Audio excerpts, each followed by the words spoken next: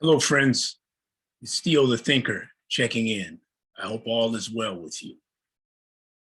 I just want to weigh in on the Janet Jackson documentary that I saw on A&E, and I watched throughout all of the episodes. It was exceptional. It was a very good project. I'll tell you why I liked it so much. I liked it because it was done in her voice. You see, many documentaries are done in the voice of the filmmaker. And the filmmaker generally does not completely know what's in the inner being of the subject. Janet knew that because from the beginning, her family was always looked upon as almost like a freak of nature or something that's an anomaly and something to be teased, something to be envious of, jealous of, something that was totally out of the ordinary. And so they would pick on it. They pick on Michael, they pick on her, they picked on the Jacksons, pretty much saying that they were just kind of also rans or not particularly vital to the success of the Jackson family. All of these things documentarians seem to do, especially when it comes to dealing with documentaries about Black people. It was said by the talk show host at Sirius XM, Karen Hunter, who also runs a program called Narrative and Nubia. She was the ghostwriter for Janet's biography.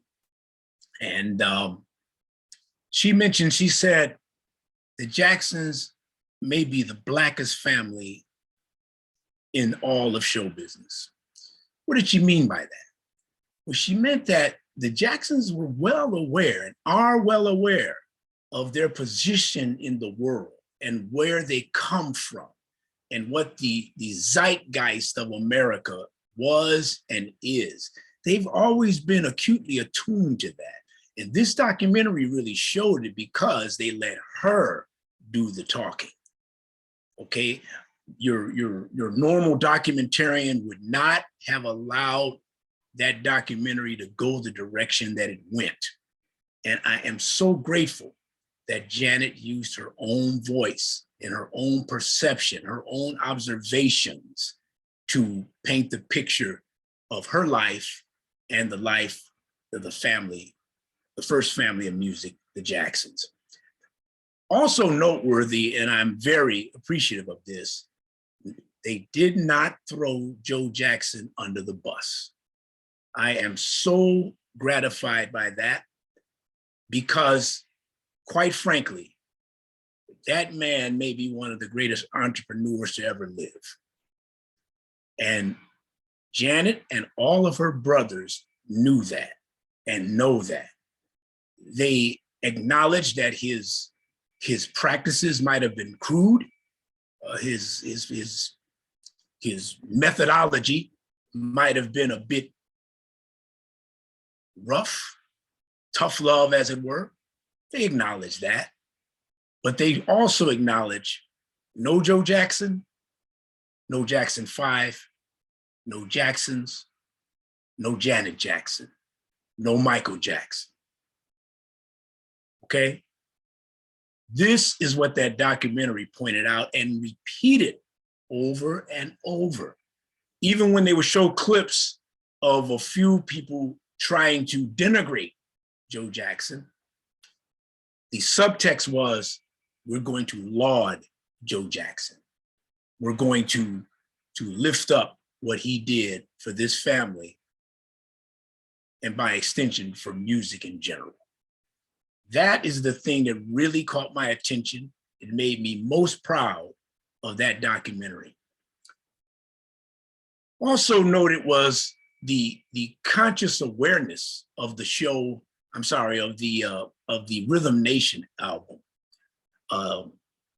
One of my favorite songs on the album is a song called The Knowledge.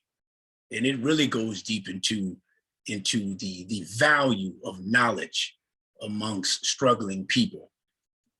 very nice cut. They didn't really talk about that, but they did talk about Rhythm Nation, the title tune, which also is replete with many civil rights type messages.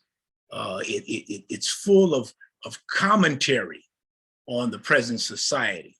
And this was pretty much unheard of for a pop star. And I was much appreciative of that. And I'm glad Janet accented that on this video.